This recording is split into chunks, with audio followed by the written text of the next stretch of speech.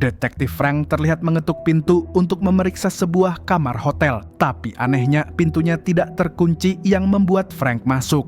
Keanehan pun semakin terasa saat Frank memasuki kamar itu karena tiba-tiba dia tidak sengaja menginjak noda merah yang tercecer di lantai. Sebuah pisau dengan noda merah dan sebuah perekam suara lengkap dengan tulisan perintah untuk merekam pun Frank temukan. Ini membuat Frank merekam suaranya hingga saat Frank melakukan pemeriksaan untuk mengetahui apa yang sebenarnya terjadi.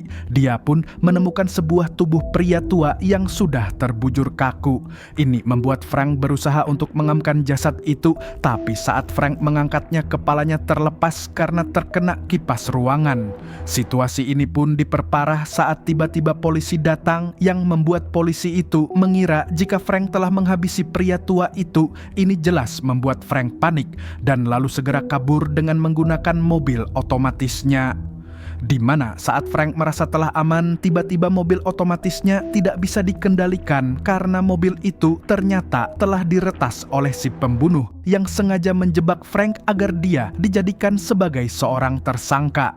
Mobil itu pun melaju dengan kecepatan tinggi menuju sebuah laut. Ini membuat Frank jelas begitu panik. Dia pun menembak kaca dan berhasil melepas kaca depan. Tapi hari itu nampaknya Frank tidak beruntung karena saat Frank berusaha keluar, mobil itu menabrak balon milik badut yang membuatnya kembali masuk, dilanjutkan menabrak pekerja yang membawa kaca mobil yang membuat Frank kembali terjebak dalam mobil. Frank yang panik dengan kondisi itu, dia pun menekan semua tombol yang ada di layar dan beruntungnya tiba-tiba mobil itu bisa kembali dikendalikan yang akhirnya membuat Frank berhasil keluar.